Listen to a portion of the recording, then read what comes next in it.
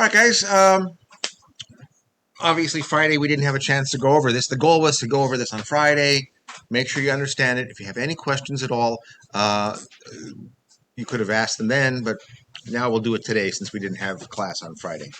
So I'd like you just to pull out this sheet. And again, this quiz, the level of difficulty will not be any different from this. I'm not going to, you know me, I don't ever try to trick you guys. It seemed to me that some people, when they were asking me questions about question number one on this, forgot a little bit about stoichiometry, but I just want to just talk about it a little bit. Let me write the reaction on the board. And this is the reaction of sulfur.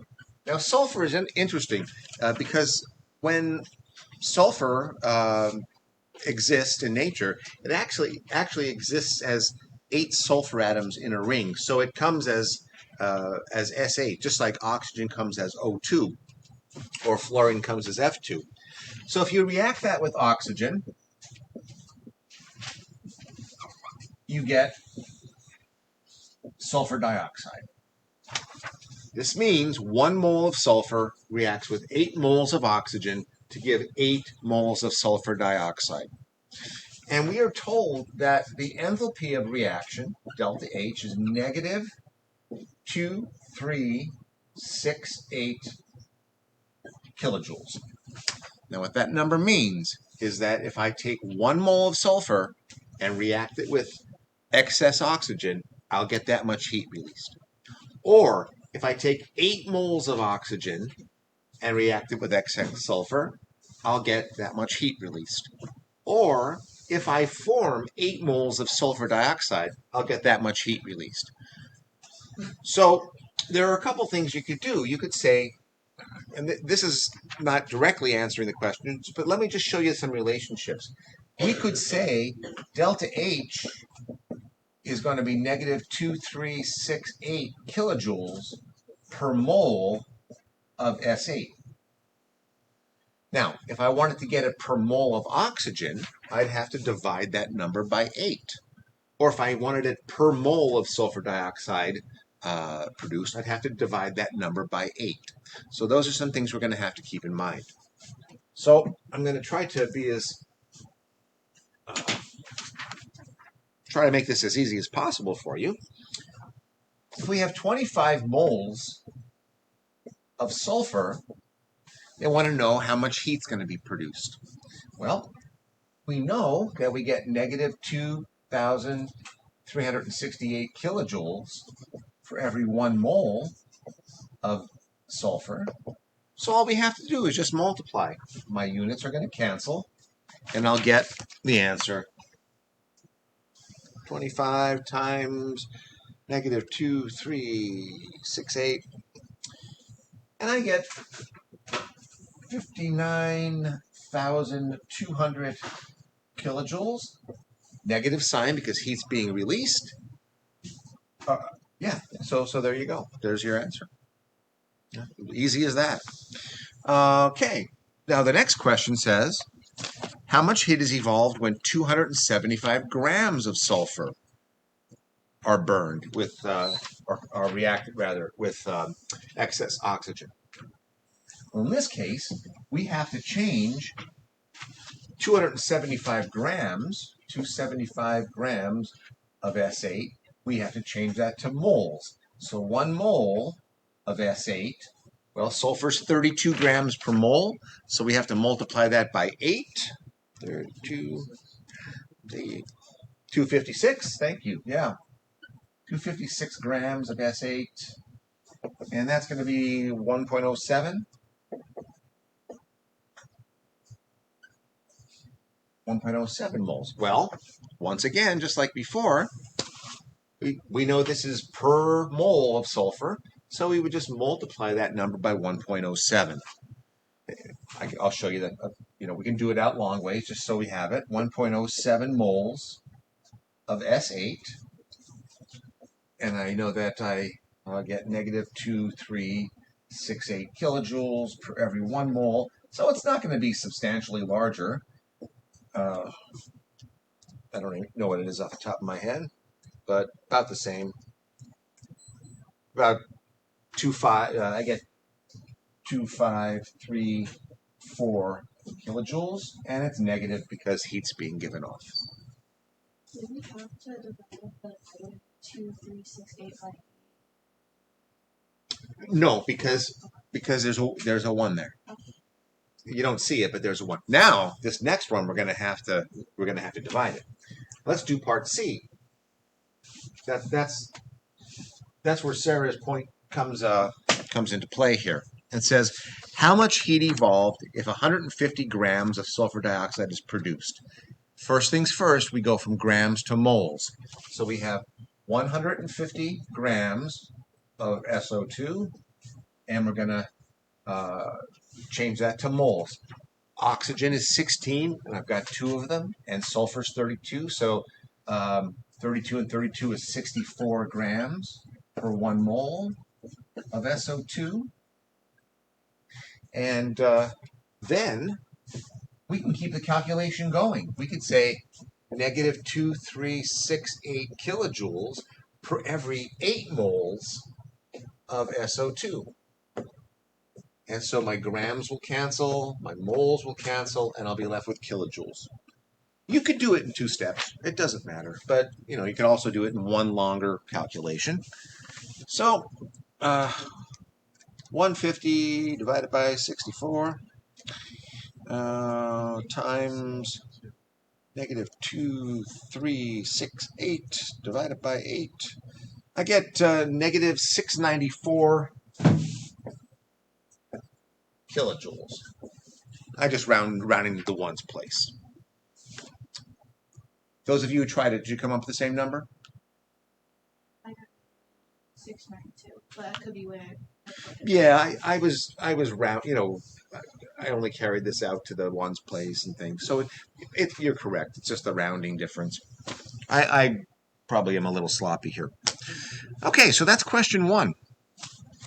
Question 2. That should be very straightforward.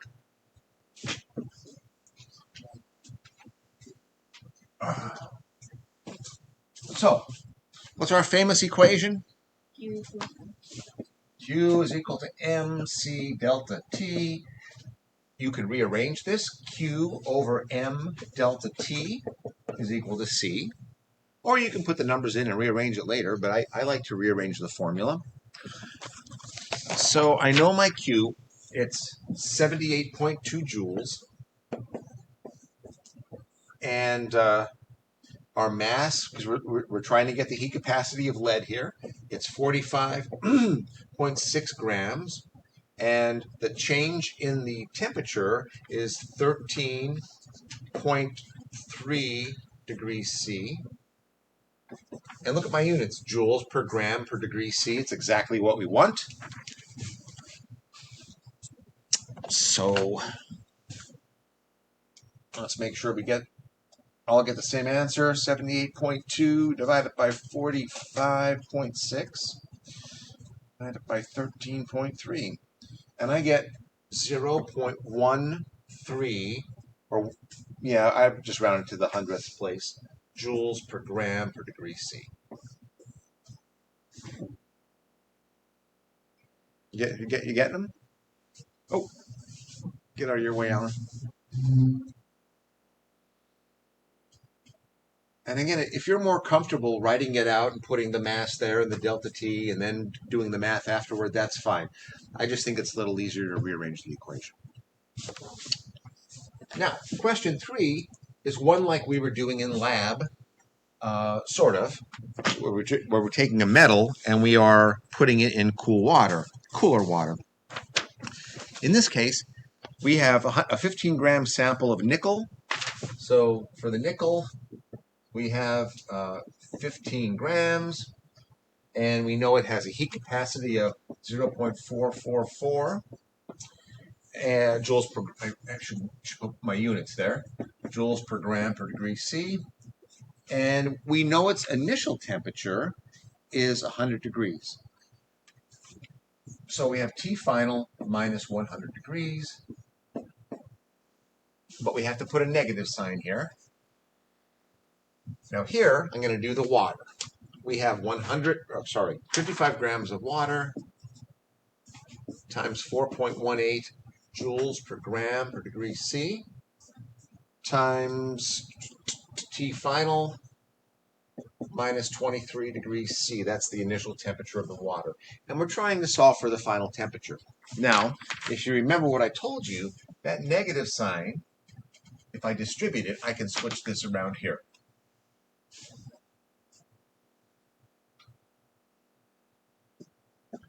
Like that. All right, so 15 times 0.444 is what? 6.66? I'm just gonna leave the units off now because it gets kind of cumbersome. And then you got 55 times 4.18, which is 200 and something. What is it? 229.9 times TF minus 23 degrees C. And so I'll just distribute. So 6.66 times 100 is 666. Little number of the beast there for you. Minus 6.66 TF. And then this is going to be 229.9 TF. Minus, let's see what 229 times 23, 458. No, that can't be right. That's times 2. 229 times 23. There we go. 5,267.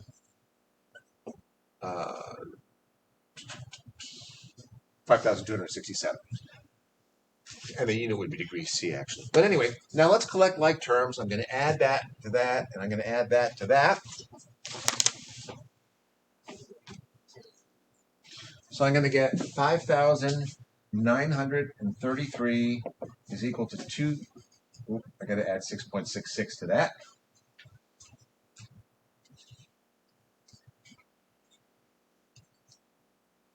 That's going to be 236.6 TF, and then just divide through.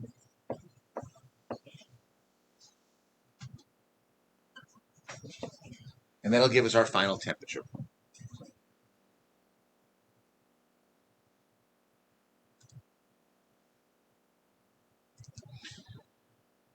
And I get 25.1.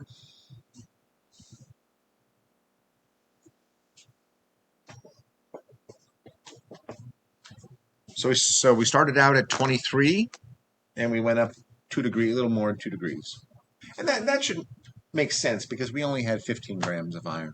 For that, 229.9 times 23, I got 5,287. Oh, but hang on, I could have made a mistake.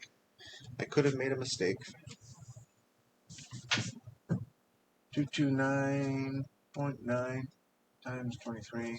Yep, I was wrong. So let's change this around. And so I'm going to add that to 660. That'll change this number.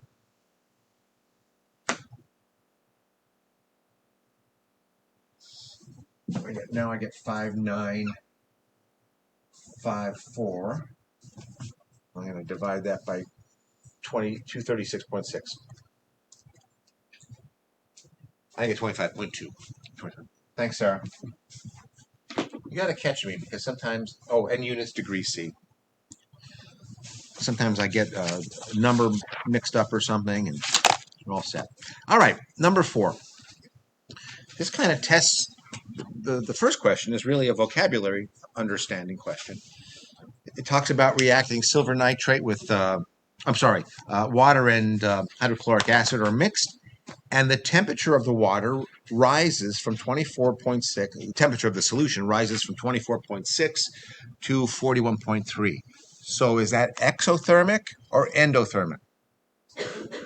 Who agrees? Exo? Right, because the surroundings are warming up, that they're increasing in temperature. So by mixing those two chemicals, they are giving off heat, and that's an exothermic reaction. Endothermic would be exactly the opposite. And then the other one is just calculate the heat produced during this chemical reaction. So that's pretty straightforward too. That's our old famous equation. These are aqueous solutions, so we can just treat it as a using water-specific heat capacity and adding our two masses here. We're going to assume it's 1 gram per milliliter for the HCl solution. So Q is equal to MC delta T again, and that's going to be 200 grams times 4.18 joules per gram per degree C, and the temperature goes up 41.3 minus 24.6, 16.7 degrees C. So let's just multiply it all together.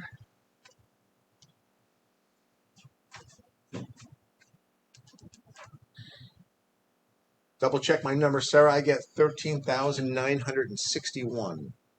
I think I did. Oh. How'd you do it? I put in the wrong numbers. I didn't put in 18, 24.6. Oh, for the... Yeah. Oh, okay. All right. Remember, for water, C is always, and aqueous solutions, grams degree C. So I get 13,961 joules, or about 14 kilojoules, and it's a negative sign because it's heat being given off. Remember, this is going to be, you're going to get a positive number here, but when we talk about the heat of reaction, you have to change the sign. So I'm going to call this Q for the reaction.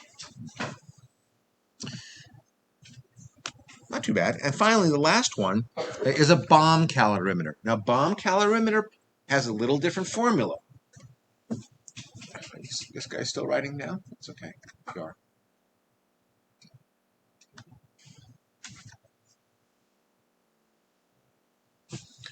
So for bomb calorimeters, remember, it's just Q is equal to C delta T. That's it. And again, you're going to get a positive number if the reaction is exothermic because the bomb is heating up. But then when you talk about the reaction, you have to change the sign. That's one thing we have to really keep in our mind. So our Q here is going to be, what's our heat capacity? 216 joules per degree C. And our change in temperature is 3.03 degrees C.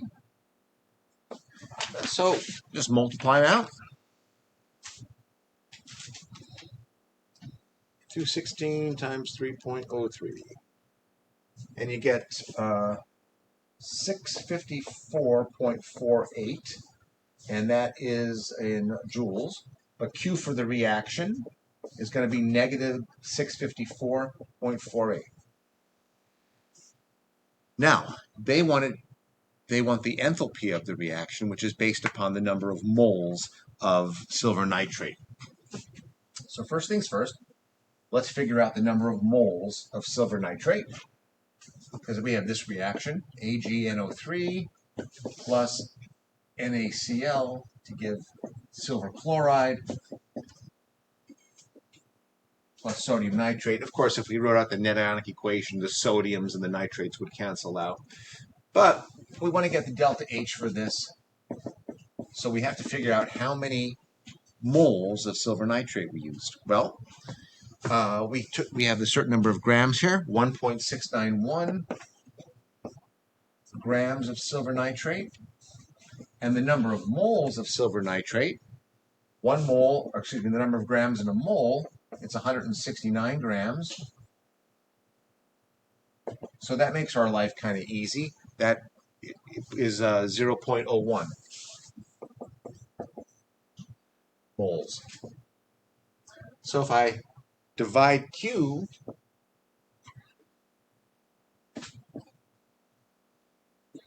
divided by 0.01 moles, this should be kilojoules,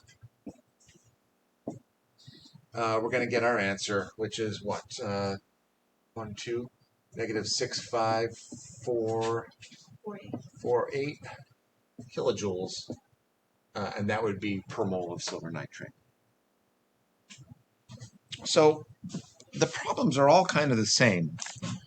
You might have to take one bit of information and turn it into another bit of information, or use it to get other information. But that's about it for these heats of reaction problems and these calorimetry problems.